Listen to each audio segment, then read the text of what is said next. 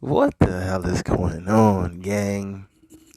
It's your boy Phantom Fuego. Yeah, it's a Sunday, man. You know, we in here, we in the building. This is Ghetto Point of View, where we bring you the news, views, previews, and reviews. With just a twist of his Ghetto Point of View. Ooh. Yeah, man. Feels fucking good, man, to do this on a Sunday. Summer schedule been so crazy. Excuse me. I sip on that tea. Make sure y'all drinking tea, man. I don't care if it's the summer. Who the fuck drinks tea in the summertime? Well, you know, people that know about that life and understand the importance and the value of keeping things consistently, keeping the important things consistently important, no matter the season, because the reason doesn't change with the season. It's always the same reason. The reason that you're here. The reason that we feel love. Hey. The reason that we're here. Yo. Oh, man, I'm just feeling good, man. You know, we out here, we working, we moving, we motivated, we grinding, we hustling, we feeling in abundance, and we feeling high praise all day. You know what I'm saying? Without that high praise of ourselves, there'll be days where we wouldn't want to do these things, man. And we should always appreciate, love, and honor oneself, and appreciate, love, and honor all those around us who appreciate, love, and honor us.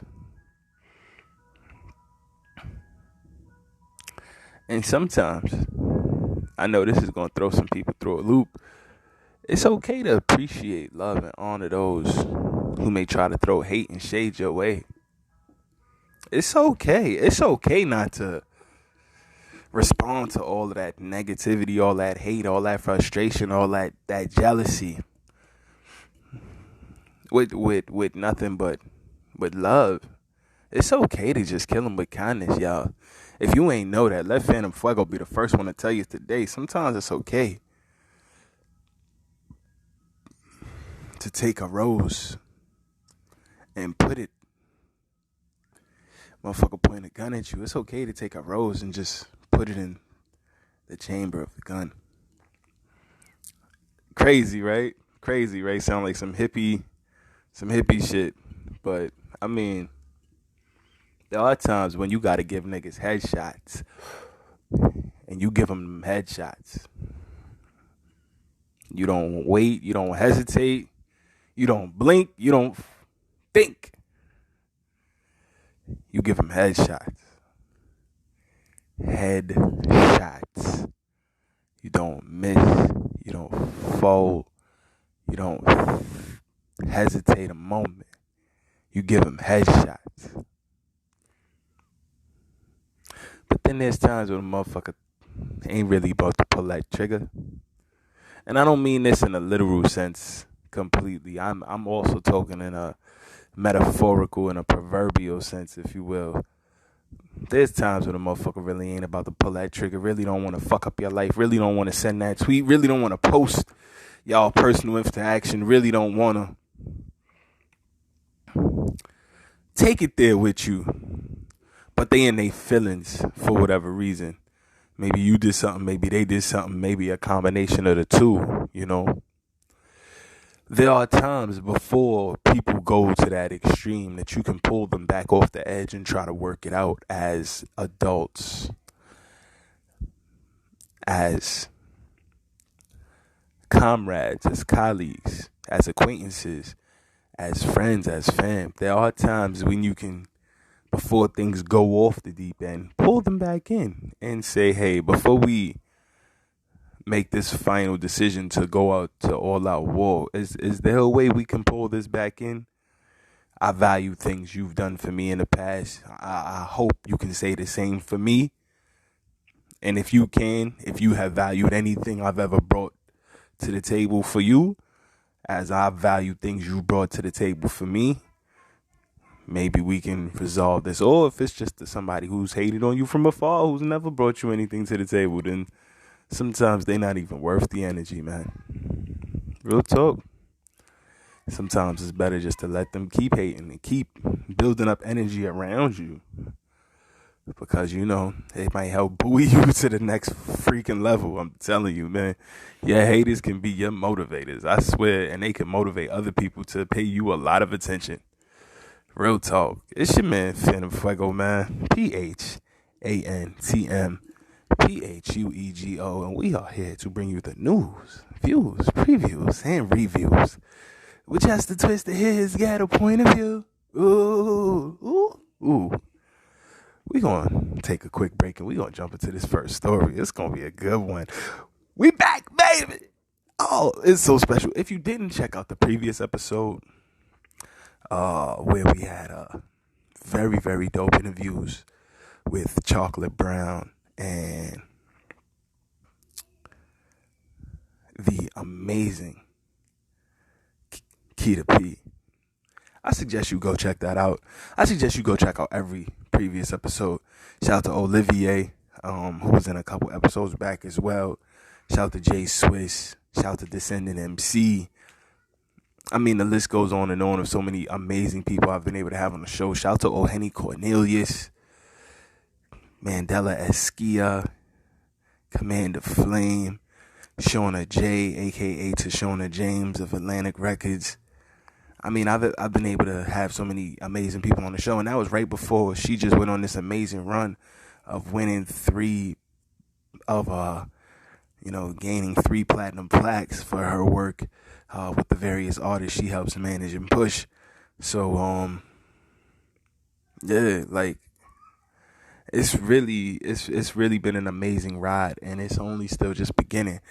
We only just begun. The romance is not over. So much love to give. Don't hate on my fucking singing. Listen, I know I could sell fucking diamond right now. Bringing that velvety smooth shit back. Like, oop, scoop, shoop, doo-doop. Hey, baby. Da da da da. When I get in the mood, scoot-oop, I get in the mood for you. Shoo-boo-boo-boo-doo-boo-doo-dee. Hey, scooba-doo-boo-doo-boo shoo-bee. Ooh, boom, boom, boom, ba-doom-dee. Do, scoot-oop, boop, boom, scoot-doo-doo-doo. Hey, you make me warm all over. Put my hand up on your shoulder, caress your body slowly. What? The fuck you mean? I does this. I'll make you warm all over. Kiss your body till you tingling. Aye, till you tingling. Aye. Let them soft lips make you warm all over till you tingling. Hey, till you tingling.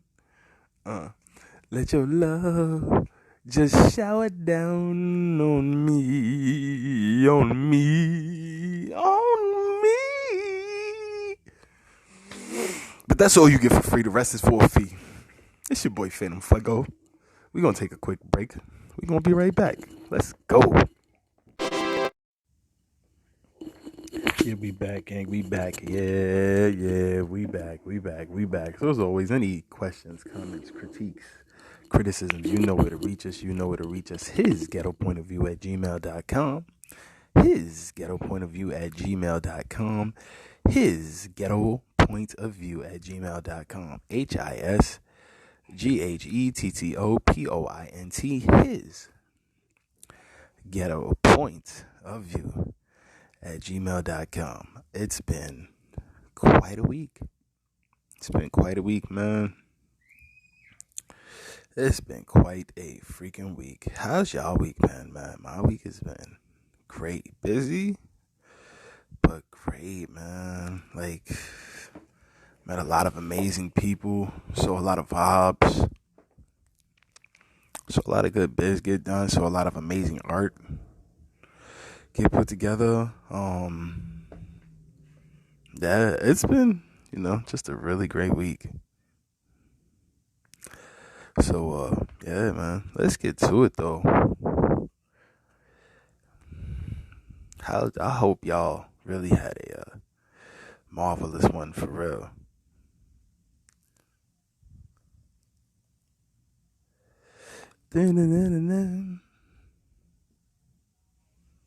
But, in crypto news, gang, like a lot of interesting things have been going on. Like, the market has been kind of like flat and stagnant around 30K, but I mean, for some people that's great. Some people seeing this as a excuse me. Ooh, let me hit this tea. The start of a bear market.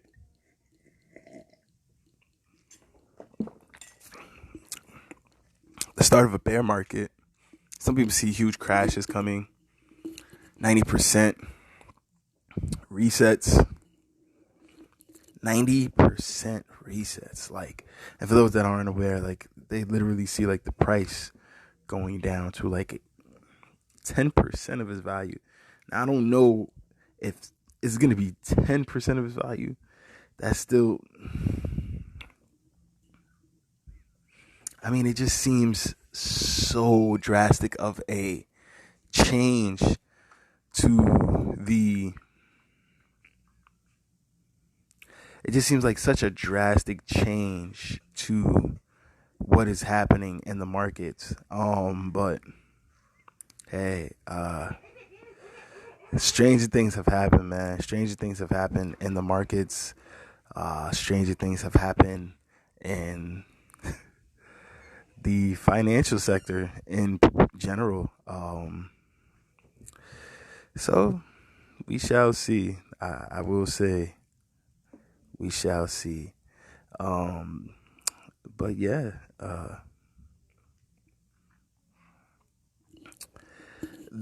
in crypto news, guys, this NFT platform shouts to Cointelegraph for the article. This NFT platform boasts exclusive drops from top flight athletes. A verified athlete-only platform connects fans with their favorite sports stars like never before. Block Asset has been built on top of Solana because of how this network achieves high speeds and low fees, delivering a seamless experience alongside NFTs that owners will be proud of.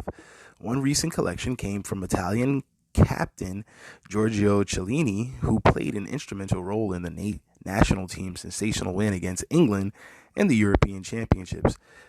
The piece was focused on his warrior-like spirit and was named the Gladiator, and ultimately ended up selling for a cool $60,000, a sum that has been described as a Solana and Metaplex NFT record. Other auctions have included a one-of-a-kind collection of David Trezeguet, the French legend who scored a winner during the Euro 2000 tournament. This was due to end July. A range of high-end experiences are offered for those who get involved in the bidding process. This includes meet and greets, shirts worn at matches, signed boots, airdropped messages from the players, and an opportunity to take part in the virtual question and answer sessions over FaceTime. UFC Hall of Famer Michael Bisping is an investor and partner in the project. New stories, new experiences. According to Block Asset, it is a powerful combination of tech and sports-enabled fans to connect with the beautiful game in a whole new way. Athlete NFTs are now a multi-million-dollar industry, and that is not a lie. That is not a lie. That is not a lie. Unlike tangible sports cards and memorabilia, where counterfeit items are all too common, digital trading cards and non-fungible tokens are minted on the blockchain for added security. This means that the ownership and provenance of each item can be easily verified. NFTs are an amazing innovation, and it is an honor to launch my first collection with Block Asset. I'm always looking for new ways to communicate with fans, and NFTs are the greatest leap forward in this regard for a long time. I'm sure the fans will love the collection, Cellini says. The managing director of Block Asset, Paul Evans, added that his team has been working hard to establish the platform before the end of the tournament, adding, "It is an honor to launch with two iconic soccer legends, especially players that have such a rich history in the Euro League." So essentially how it works, athletes who partner with Block Asset profit from the initial sale of each item and receive royalties whenever the NFTs are resold in the future. As we've talked about on this show several times, that's one of the dope things that you can do with NFTs is that you can set it so that as people continue to resell the item as it gains more value or just transfers ownership, you get paid on each of those deals if you set it up for that future payment to come back to you. This is achieved through the use of smart contracts written into the collectibles. It is hoped that this will allow athletes to monetize their brand and profit from their successful careers long after they retire. It isn't just soccer stars who are getting involved with this platform either. Boxing king Terrence Crawford, alongside UFC stars Darren Till and Leon Edwards, have also signed up to release collections through Block Asset. Over the next 12 months, the startup has bold plans to become the market leader in verified athlete NFTs, delivering exclusive experiences that can't be found anywhere else. I mean, this is amazing. That sounds really dope. Shout to Block Asset. And there are a lot of other NFT platform providers that are creating those similar experiences. The basketball Moments NFT platform has gotten extremely huge. Those NBA moments can go from as a few $100s to several hundreds of thousands of dollars, and they're only growing. Athletes like LaMelo Ball have partnered with platforms such as Ethereum and other coins that are built upon the Ethereum network to create moments and NFTs for their fans. And once LaMelo dropped his NFTs, and then his NFTs only went up in value after he officially won the Rookie of the Year award. So, man, virtual art is here to stay. NFTs are here to stay, and the fact that you can gain ownership in things, quote unquote, of course, quote unquote ownership in things, because it's virtual scarcity. I get it. I completely understand. We are all collectively agreeing that the item is scarce. But I mean, that's literally the same thing we do with money, guys. We all collectively agree to its value. And what's cooler about the NFT is at least there is a clear, transparent chain of ownership, barring any silly mishaps going on in the coding in the background. There is a clear, transparent, trustless chain of ownership, meaning that it's trustless. I don't have to have faith in the other people in these contracts or to execute, because everybody has to put up their stuff. You have to put up money that the chain has verified. You have to put up whatever coins, whether they be Ethereum, Solana, Mana from Decentraland, etc., etc., etc. There's so many coins. You have to put up Doge, Bitcoin, whatever the particular exchange medium on those platforms that is accepted for the NFT. They have to put up the NFTs or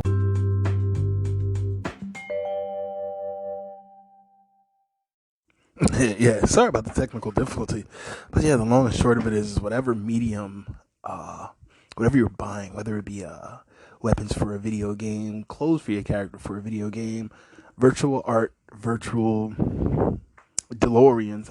I've been to some events, and this dude, he had a DeLorean, and he thought it was so cool that he could just digitally put his DeLorean anywhere in space. I mean, I get it, okay? When we have AR, stuff like that is going to be amazing. You know what I'm saying? Like when we have augmented reality and we're all walking around in our Google glasses or whatever company ends up being the primary glasses, augmented reality, augmented vision assisted designer that the masses will adopt, whether it be Google, Apple, Intel, some other company we're not even thinking about, PlayStation, Sony, whatever, Microsoft, whoever it ends up being that creates, augmented reality. When people pop a DeLorean in your presence and you have on your AR glasses, it's gonna be like, oh, you might jump out the way. You'll be able to actually interact with the vehicle on a much more intimate level than just seeing it. Because it was cool. We were at an art gallery, so he popped it into the middle of the art gallery, and you could see it there on the phone, and you could go into the DeLorean through the phone. But I'm looking forward to the day when we have augmented reality glasses, and you'll be able to go into the DeLorean just with your glasses on, and maybe even have a more immersed experience. Maybe even have earbuds connected to the glasses, so you can have a audio and audio visual experience of the augmented reality. I think that would be closer to where they're trying to take us with this stuff. Yeah, I mean, one day we'll be completely symbiotically connected to the computer. Yo, we are really close to being fully symbiotically connected to computers. I am not looking forward to this shit, man. What is going on? What is going on? We are entirely too close now to being symbiotically connected. We are too close. Like, they talking about 2040s.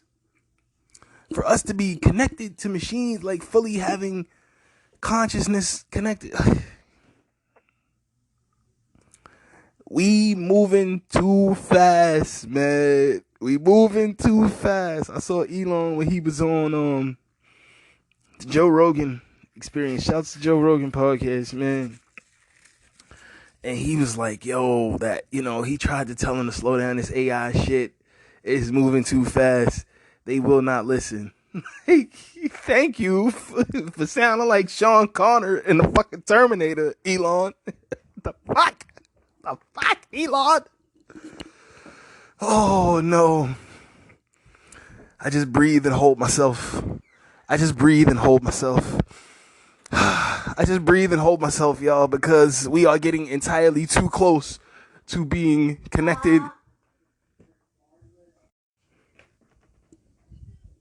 We are just entirely too close, man. We are entirely too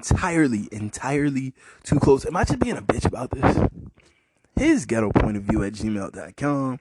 His ghetto point of view at gmail.com. Feel free to email me and say, Phantom Fuego, you are a whole grown man. Are you worried about a computer connecting itself to your brain?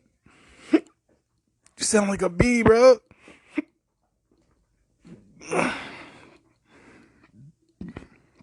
Excuse me. You could say stop acting like you scared. B-I-B-I.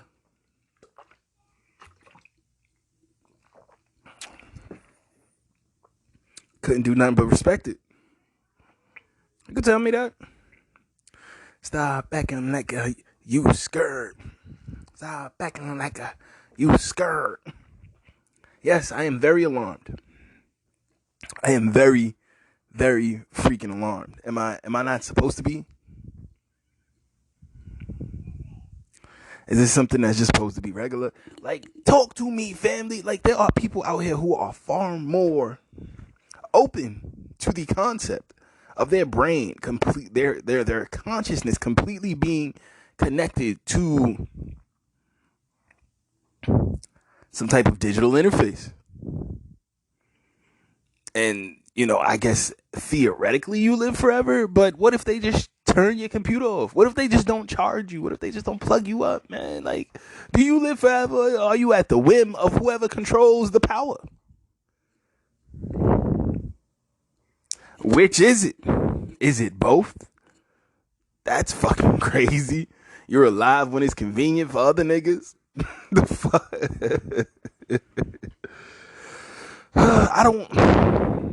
I don't know how good I am with this, y'all. I don't know how good I am with this.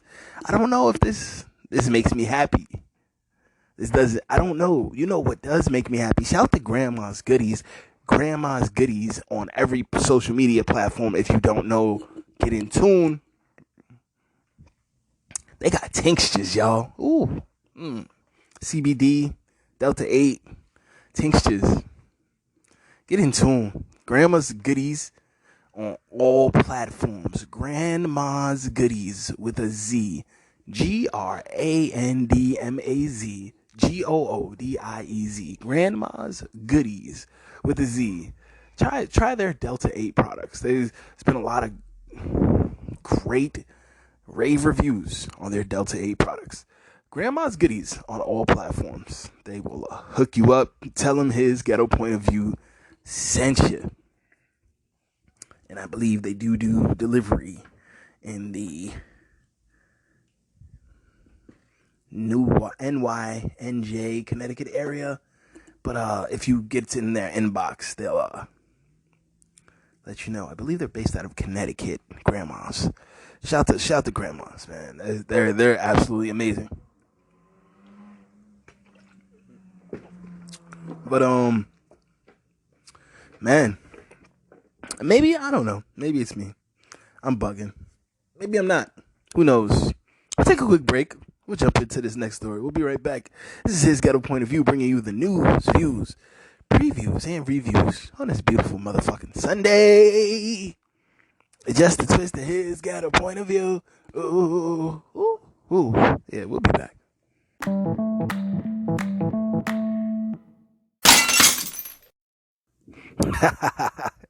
Yeah, we back, gang. So if there's any questions, comments, critiques, criticisms, his Ghetto Point of View at gmail.com is the best place to reach out. His HIS Ghetto GHETTO POINT Point of View VIEW. His Ghetto Point of View at gmail.com. So, in other Bitcoin news, Elon Musk says that Bitcoin may have already hit his benchmark on renewable energy. You know what? We chatting, right? Who gives a fuck, right? Elon Musk is a lying piece of shit. Whoa! Why you say that? He's a puppet. He's a fucking cloud. He's a cloud fucking puppet. What? Somebody just lost it. I lost a listener. Probably lost like 2 followers. Why would you say Elon Musk is a genius? Tesla, all.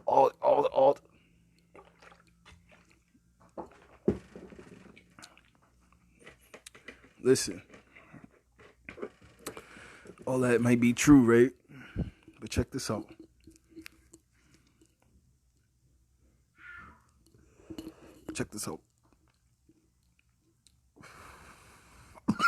You telling me? Oh yeah, the gas train is going. The gas train is definitely going. You telling me Elon Musk didn't know how much energy that Bitcoin used?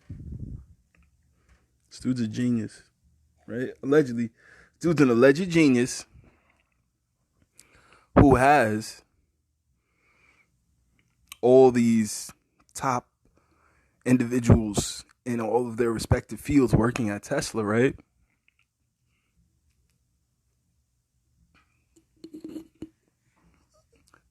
Yeah, with all that collective brain power, he didn't know the energy, the alleged consumption issues, power consumption issues that are tied to mining Bitcoin. I have a real hard time believing he didn't know any of the variables that would, any of the risk, any of the variables, any of the carbon footprint, any issue at all that could be associated with Bitcoin. I have a very hard time believing such someone who is put in front of us is supposed to be this super genius and this very astute individual. I have a very hard time thinking that person didn't know any of this.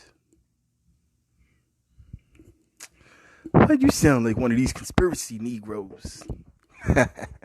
Nah, man, I have a very hard time. But he realized there was a problem and he immediately paused. And then now he's back. That just seems too convenient, y'all.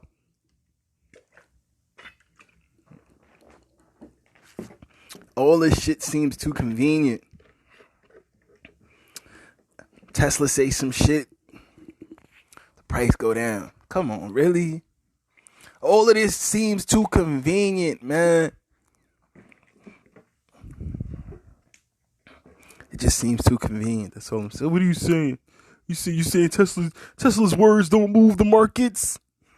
Man, if y'all gullible enough to believe the words of a single individual can move these markets, and that individual's name is not Jerome Powell or Janet Yellen or if they not like the Lords of London, or if they not in charge of the CME, or like, come on, what are we saying, man? This man don't run no money. This man don't run no markets. Smarten up and open the market up, nigga. Damn, Phantom, why you? Because, man, I'm tired of the bullshit. And I got a little tincture going in my system, you know what I'm saying? So, it's going to be raw and uncut today, man. Like, it's a joke to think that this clown puppet motherfucker Elon can tweet and the markets move, man. I don't want to talk because I know the words I can say can move the markets. Shut the fuck up, you lying piece of shit. And they pick these hyper conceited, egotistical fucking maniacs to be these puppets and these clowns. Sometimes I don't know if the clowns and the puppets even know that they're just clowns and puppets. Sometimes I think that they really be so self-absorbed that they think that they really pulling triggers. And they set them up, they line them up like that to watch them fall. So they can stay behind the scenes waving magic. Watch these niggas, man. Especially watch the clowns they put out in front. But watch whoever got their hand up that puppet's motherfucking back. You'll never find out who got their hand up that puppet's fucking back, paying attention to the puppet and his fucking magic tricks. So let the sideshow begin. Hurry, hurry, step right on in. Hurry, hurry, step right on in. Guaranteed to make you cry. Let the sideshow begin. Step right on in. Guaranteed to make you cry. Boom, dum, dum, dum, dum, dum, dum, dum, dum, dum, dum, dum, dum, dum, dum, dum, dum. So let the sideshow begin. That's what I hear when I hear some of these motherfuckers talk, man. Shit is the clown show. Shit is a distraction. Why they talking and look, motherfuckers is going in the back door raping shit. We need to watch the sideshow so we can be aware, because sometimes they be dropping jewels in the sideshow. But while the sideshow going on, we gotta know that these motherfuckers is going in the back door going nutso. Going in the back door and going nutso. Like, bro, I could get into so many examples of that. NBA Finals is going on right now. And at the same time, the NBA Finals is going on right now in Phoenix, Arizona, and Maricopa County, Arizona, is a recount that is getting real spicy, but nobody's paying it any attention because we're all busy watching Chris Paul lose in the finals. What the hell, Chris? Get it together, bro. Go into game 6 and go to work.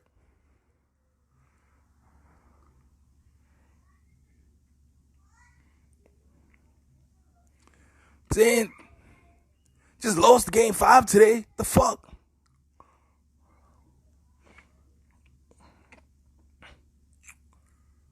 Last night, still mad. That game 5 loss, come on, man. You let them come into Phoenix and do that, Chris? And as we all watching that, motherfuckers in Maricopa County, Arizona, dealing with some craziness. Cyber ninjas is trying to find out what's going on. Biden saying we need to fucking let it go. Now you got people talking about we need to let it go. Oh, we're going to get into this on Wednesday, folks. We're going to get into this on Wednesday because there's a Senate hearing that just happened, and I want to fully watch it before I talk about it. So we're going to get into it fully on Wednesday. But at that Senate hearing, motherfuckers literally laid out all of their allegations like, yo, we done did an audit, and this shit ain't looking good, man. This shit ain't looking good at all. And now you got Philly want to do an audit, and Joe Biden went down there to talk to them about that in Pennsylvania. You got a couple other states trying to jump in and do audits. Man, this shit ain't looking good.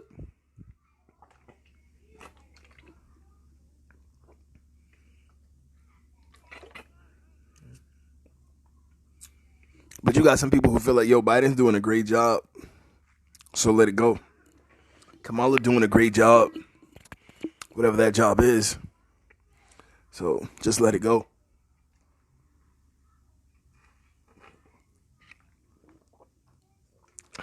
Do y'all feel like that? Do y'all feel she's doing a great job? Do y'all feel he's doing a great job?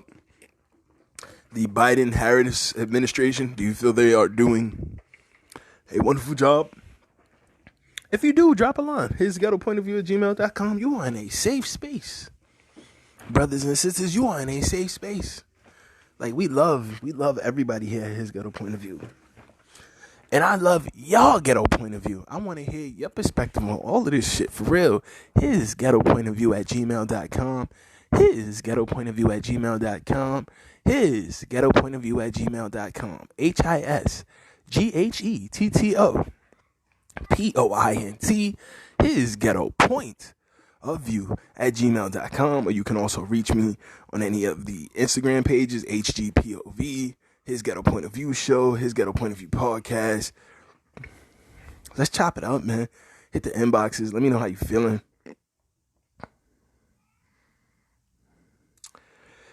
Shout out to Keita P and Chocolate Brown for doing this most recent edition of the podcast. It was so dope.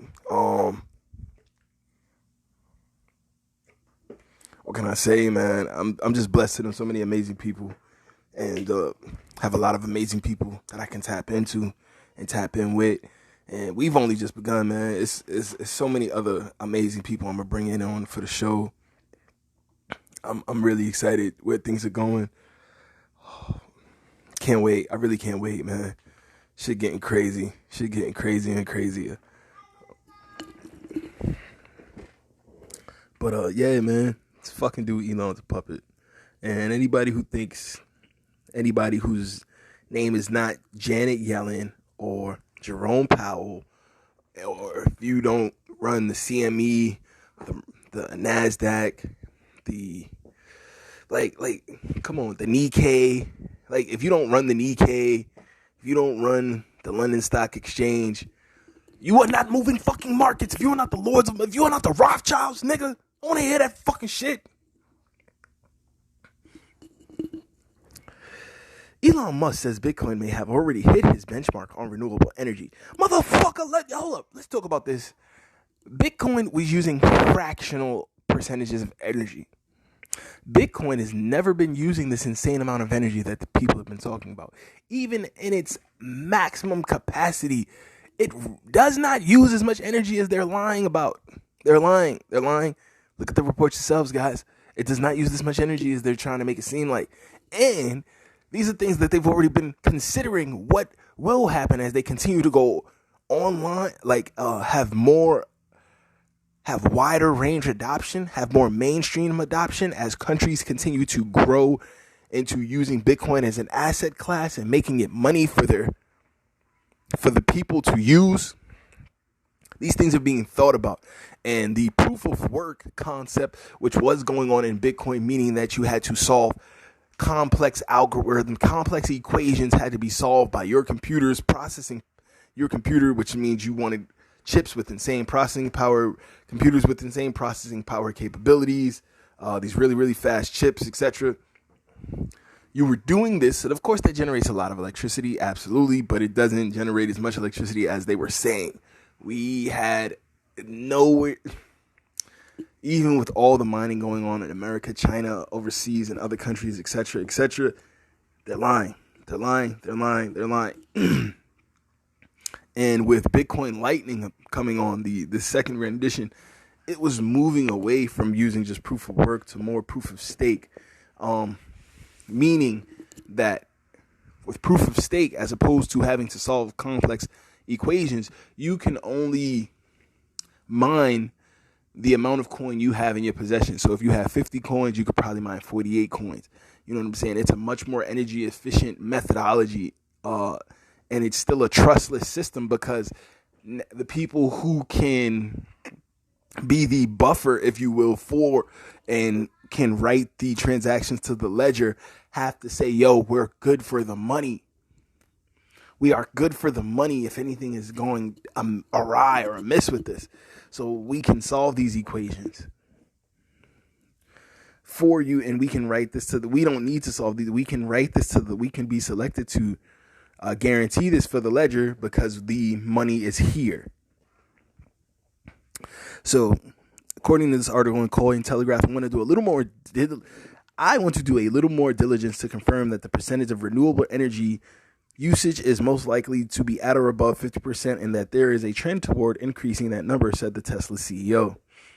Tesla CEO Elon Musk has hinted that the crypto industry is on its way toward a greener future, but Tesla won't be accepting Bitcoin payments just yet. Speaking at the B Word, a virtual Bitcoin event with Twitter CEO Jack Dorsey, ARK Invest Kathy Wood, shout to Aunt Kathy, moderator Steve Lee from Square Crypto, Musk said that Tesla would most likely consider resuming crypto payments for its vehicles, a policy the CEO said that the company would be stopping in May.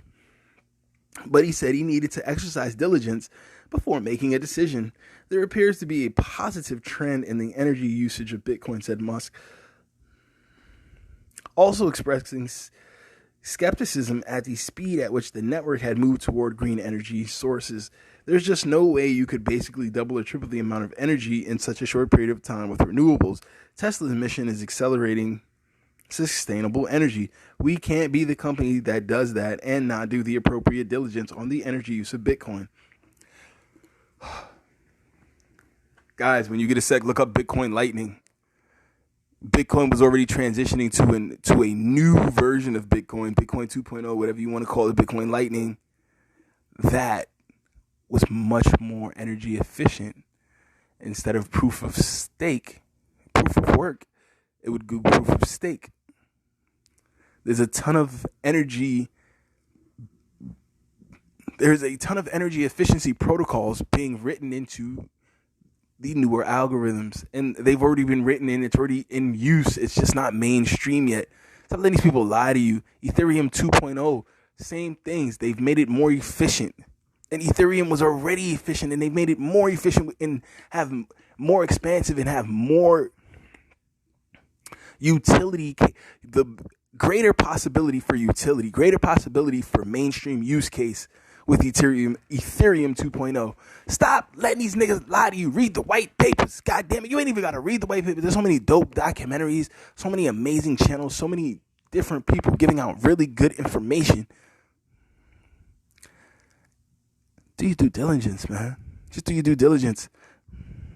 MIT OpenCourseware.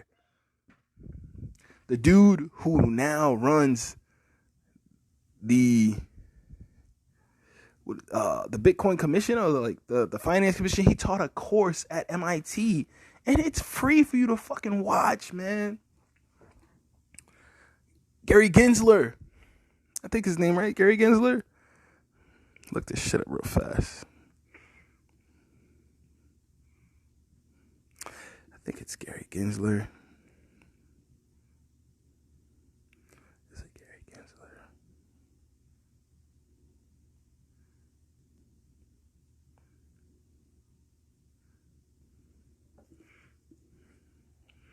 One second, gang. One sec. You know, we just got to be right and accurate with stuff here. I appreciate your patience here. His Ghetto Point of View. You know what I'm saying? We ghetto as fuck over here, man. But we really try to give good information. We try to make sure we are accurate with things. We try to be, Gary Gensler, MIT Sloan's Gary Gensler to be nominated for the chair at the security. Yes, because now he is the chair of the SEC. MIT News, prominent finance expert, a veteran of both public service and the private sector, to be nominee for top market regulation post. Gary Gensler, a leading finance expert and faculty member at the MIT Sloan School of Management, has been picked by President-elect Joe Biden as his nominee to be the chair of the U.S. Securities and Exchange Commission, also known as the SEC. This is an article from MIT News. Gensler is a veteran of both public service and the private sector and has been a proponent of reform and transparency in financial markets. He is perhaps best known for his influential tenure as the chair of the Commodities Future Trading Commission, or the CFTC, during the Obama administration from 2009 and 2014. As CFTC head, Gensler recommended greater oversight of the financial derivatives market, which was a central element in the banking center crisis that emerged in 2007. Gensler also helped implement the Dodd-Frank banking reform bill passed by U.S. Congress in 2010, which completely overhauled derivatives trading. Under Gensler, the CFTC also brought charges against 5 financial institutions that it claimed had been manipulating the London Interbank Offered Rate, also known as the LIBOR, a benchmark interest rate used globally. That action resulted in over $1.7 billion in corporate penalties. The SEC is the leading finance sector regulator in the U.S. It is intended to supervise securities markets, protect investors, and oversee financial services firms, among other tasks. Gensler's nomination is subject to confirmation by the U.S. Senate. A highly successful investment banker at Goldman Sachs for nearly 2 decades, Gensler moved into public service in the late 1990s. He served in the U.S. Treasury Department as Assistant Secretary for Financial Institutions from 1997 to 1999, and as Undersecretary for Domestic Finance from 1999 to 2001. Gensler also served as a senior advisor to Senator Paul Sarbanes, chair of the Senate Banking Committee during the development of the Sarbanes-Oxley Act, passed in 2002.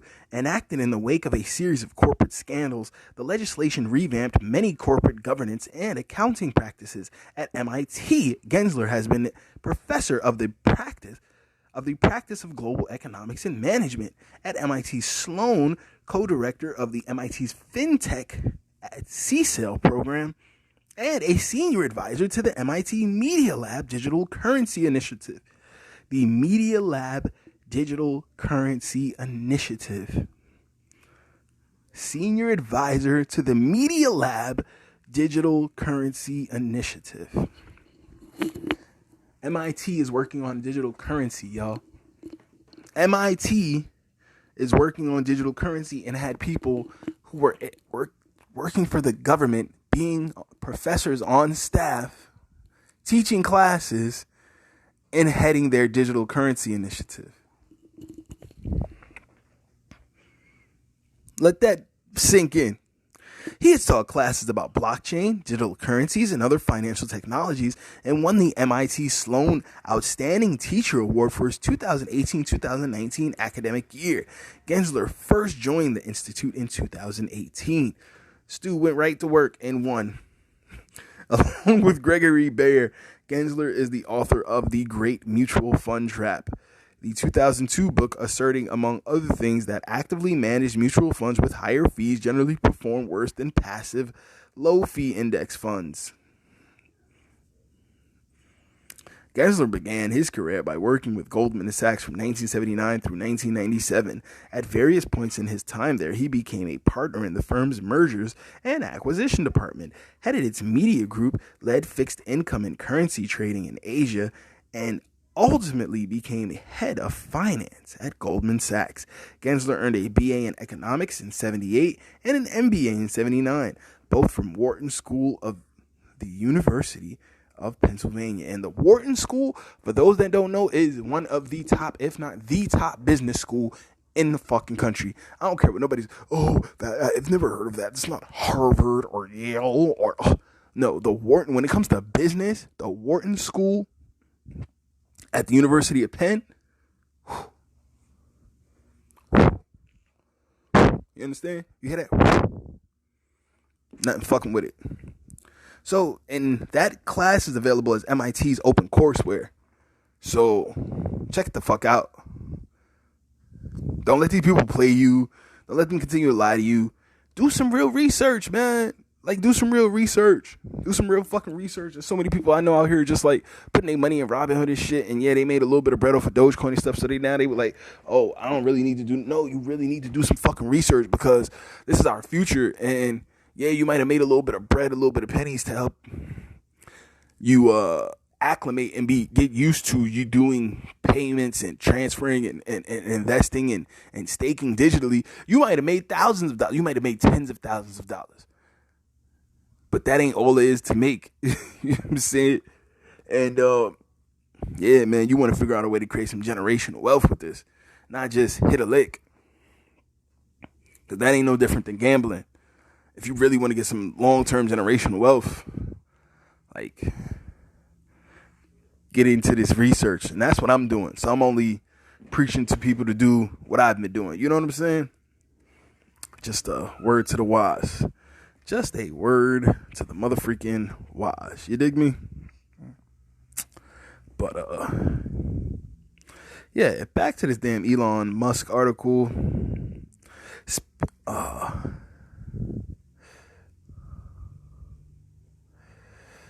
It's bullshit. Like, he's trying to really play like they just figured it out. Renewable resources. Oh, there's no way they fixed their energy issues this fast. So this article in Cointelegraph continues. Shout out to Cointelegraph.com. In May, Musk announced that Tesla would no longer accept Bitcoin payments due to the network's increasingly rapid use of fossil fuels. The price of the crypto asset subsequently fell under $40,000 for the first time since February. The Tesla CEO later clarified that the company would resume Bitcoin transactions when there was a confirmation miners were using more than 50% clean energy with positive future trend.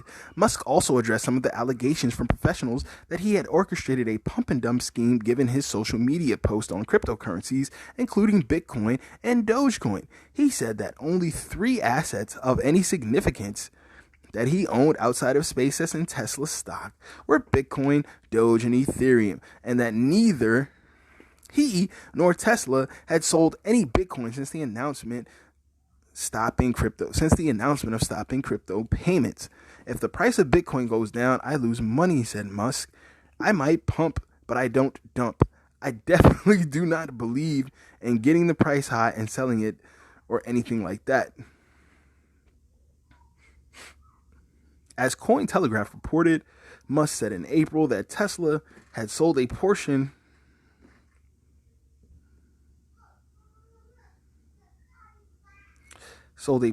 of his Bitcoins. They definitely did report that. Shouts to Cointelegraph. With net proceeds of roughly $272 million at the time to prove the asset's liquidity as an alternative to cash. He has not revealed how much of the crypto asset he personally owns, but he said even his 1-year-old son owns some Dogecoin.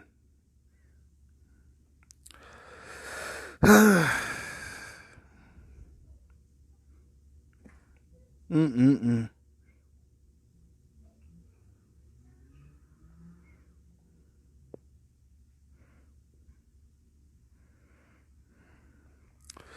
Stuff is crazy. Stuff is crazy.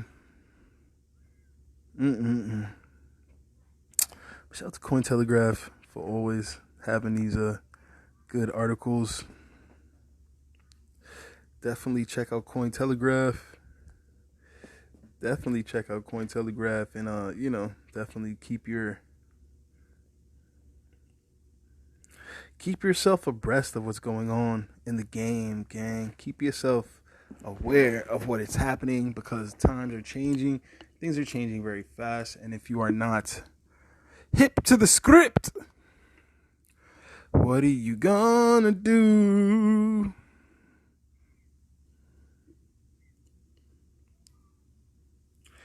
What are you gonna do? One last article from Cointelegraph. China is pumping money out of the U.S. with Bitcoin.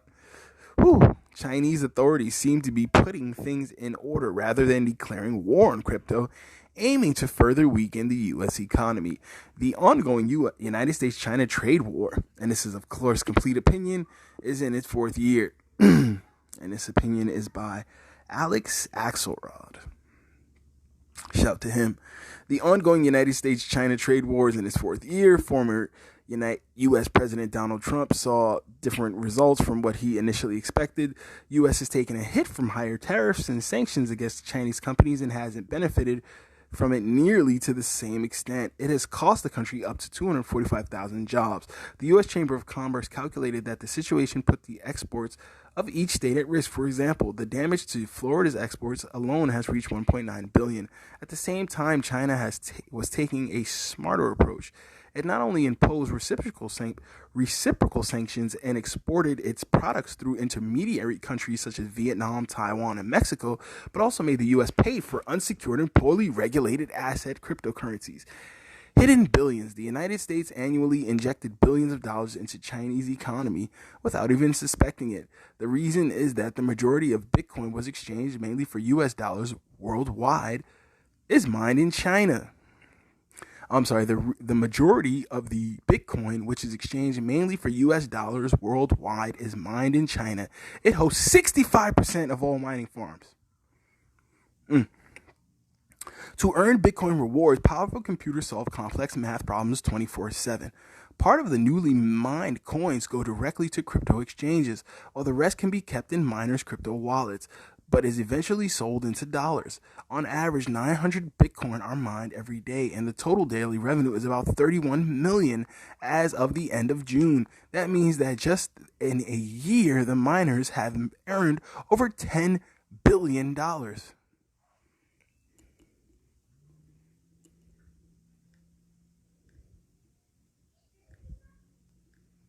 Whew. Crazy. Crazy.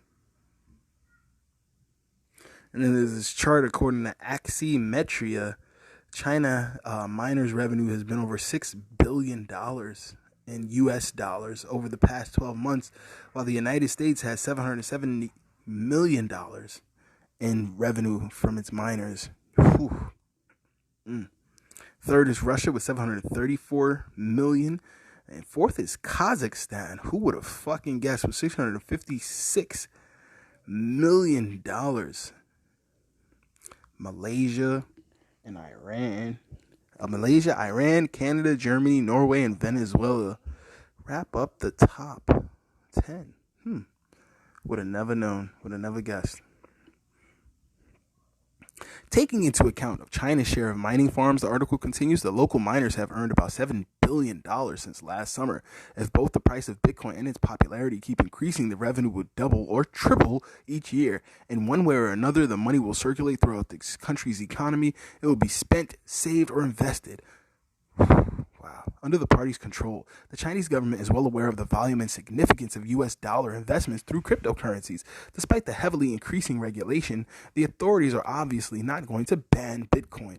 China restricted crypto transactions for banks and payment companies back in 2013. In 2017, authorities also shut down local crypto exchanges and and blocked access to foreign platforms.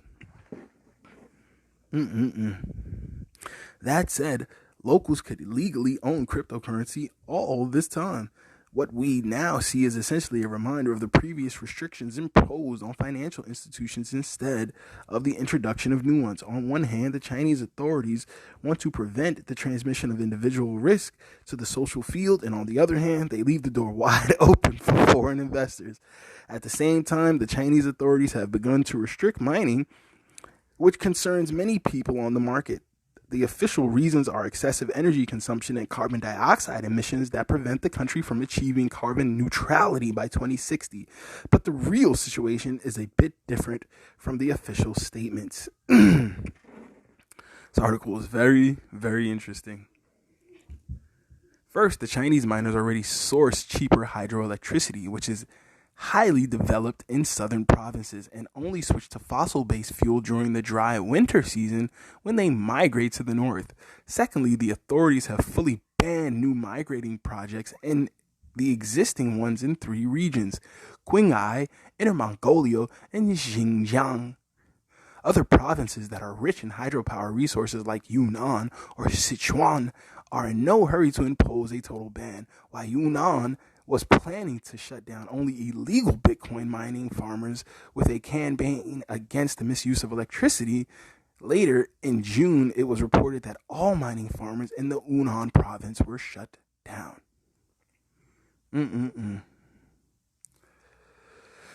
This article is really, really good. It's very serious.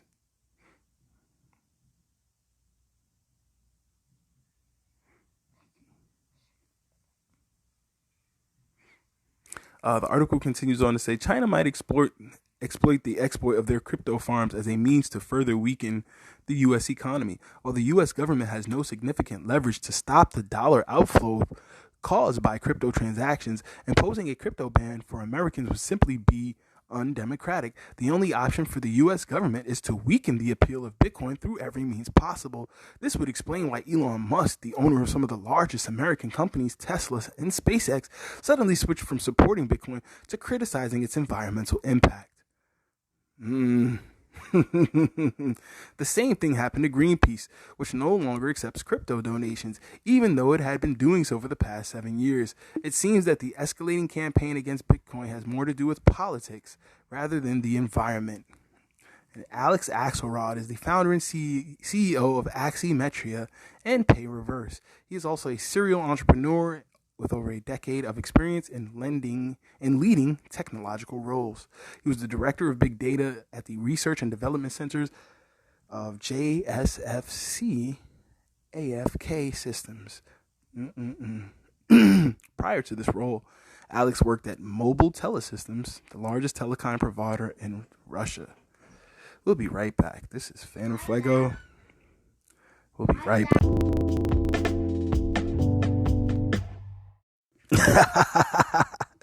Thank you guys so much for rocking and vibing with the show as always. Any questions, comments, critiques, criticisms, you know where to reach us. God damn it, you know where to reach us. His Ghetto Point of View at gmail.com. His Ghetto Point of View at gmail.com. HISGHETTO POINT, his Ghetto Point of View at gmail.com. I always appreciate everybody for rocking and vibing, because you could have been anywhere else in the world, but you here with me.